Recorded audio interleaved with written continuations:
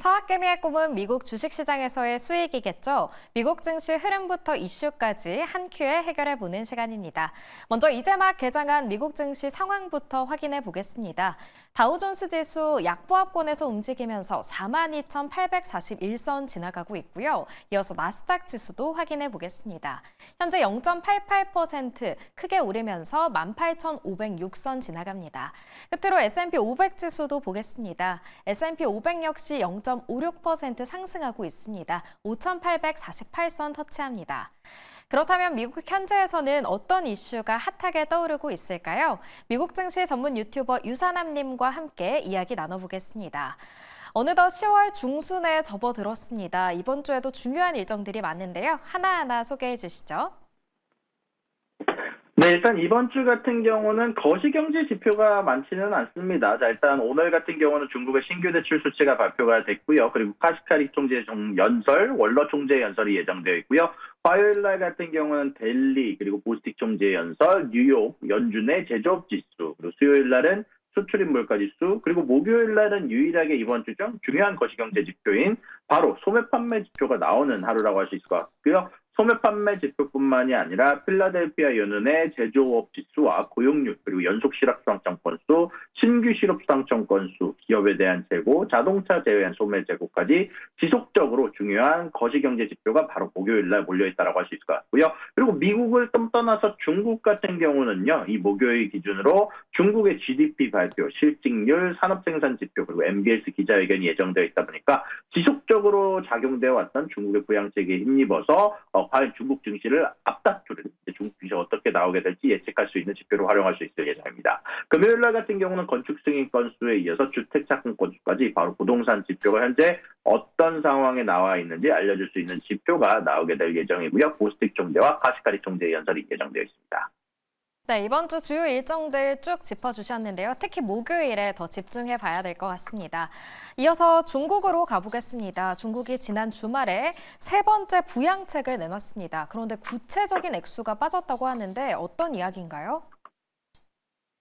네, 현재 중국 같은 경우는 지속적으로 부양책을 발표를 하고 있는 상황인데요. 현재 5% 성장을 달성하기 위한 특단 대책을 내놨지만 일단 구체적인 발행 규모와 세부적인 정책 내용이 언급되지 않았습니다. 일단 정부 부채를 대폭 늘리고 특별 부채를 발행을 해서 현재 지방 정부의 부채를 떠안아 주겠다라고 얘기를 하면서 발표를 하면서 저소득층에 대한 보조금 지원, 침체한 부동산 시장을 활용할 계획이다라고 발표를 했는데요.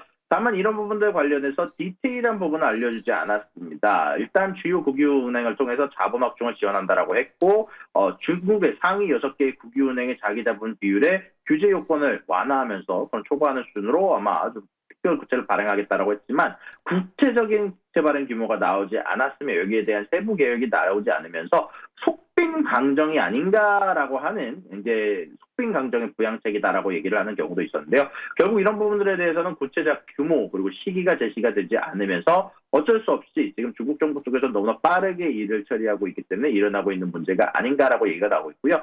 다만 일각에서는 이런 부분들에 대해서 그래도 추가적으로 부양책이 나올 여지가 남았기 때문에 천천히 봐야 될 필요가 있다라고 얘기됐고 에보코 ISI가 조사한 바에 의하면 약 현재 40%에 해당하는 인원들이 중국 부양책이 발표가 된 이후 이번에 아마 주가 상승이 있을 것이다. 중국 주식의 주가 상승이 있을 것이다라고 예측을 했고요. 반대로 30% 정도는 아무래도 하락할 것이다. 그리고 나머지는 중국에 대해서 지금 당장 주식시장에 대해서 불확실성이 너무 많다라고 대답을 하기도 했습니다. 네, 구체적인 경기 부양책을 기대했던 투자자들에게는 조금 아쉬운 소식인 것 같습니다. 앞으로 이 부양책이 속빈 강정일지 속찬 강정일지 지켜봐야겠습니다. 이어서 다음 이슈로 들어가겠습니다. 중국 당국이 해외 선주들에게 탄소 배출량을 보고하라고 요청했다는 소식이 들어왔는데요. 탄소 배출량으로 봐서는 유럽연합이 선박에 탄소세를 도입한 것과 관련이 있을 것 같은데 어떤 내용인가요? 그렇습니다. 현재 블룸버그 통신을 통해서 익명을 요청한 소식통을 통해서 보도가 된 내용인데요. 중국의 현지 항구를 이용하는 일부 유조선들과 컨테이너선들이 이제 중국 당국의 탄소 보고 요청을 받고 여기에 대해서 영향을 받고 있다라고 발표가 났습니다. 특히 최근 들어서 유럽 같은 경우 선박에 이미 탄소세를 도입한 상황인데요. 중국이 아마 자국의 탄소 배출권 거래 시스템을 선박 부문까지 확대하려고 하는 게 아닌가라는 뉴스가 보도가 되기도 했고요. 만약에 그렇게 될 경우 결국 국제해운 기준으로 현재 글로벌 탄소 배출량의 약 2%가 지금 현재 국제해운이 현재 참여를 하고 있고 중국 항구가 사실상 전 세계에서 가장 많은 컨테이너 처리량을 갖고 있는 곳이기 때문에 아마 이런 부분들 관련해서 탄소세 도입을 하게 되게 된다면 아마 전체적으로 비즈니스가 운영하는 방식들이 크게 달라질 수도 있다라고 애널리스트사에서는 얘기가 나오고 있다라고 알려드릴 수 있을 것 같습니다.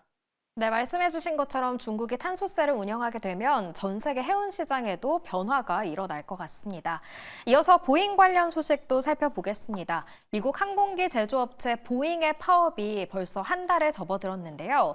노사 간의 합의가 이제 원만하게 이루어지지 않는 가운데 이런 와중에 보잉이 구조조정을 계획하고 있다고요?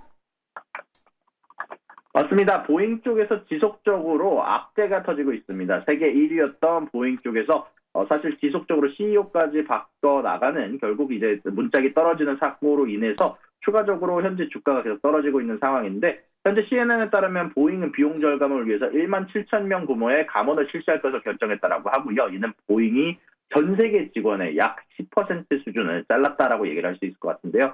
이제 여기에 대해서 켈리 오토버 CEO 같은 경우는요, 직원들에게 보낸 서한에서 재무 현실에 맞도록 집중적인 순위에 대해서 결정하기 위해서 인력 수준을 재조정한다. 회사를 회복시키려면 어려운 결정이 필요하다라고 강조하면서 여기에 대해서 서한을 보냈다라고 하고요. 이것뿐만이 아니라 보잉 같은 경우는 추가적인 악재가 더 있는 상황입니다. 현재 노조 파업이 진행 중인 상황인데요.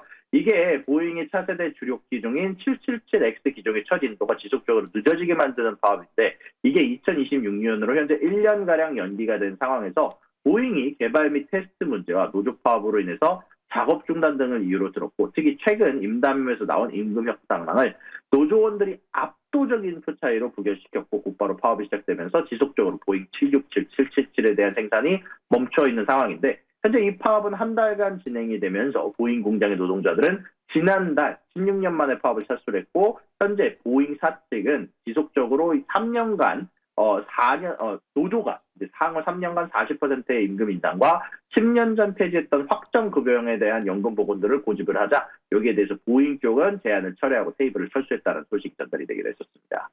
네, 여러모로 악재에 휩쓸리는 이 보잉인 것 같습니다. 앞으로 상황이 어떻게 될지 더 지켜봐야겠습니다.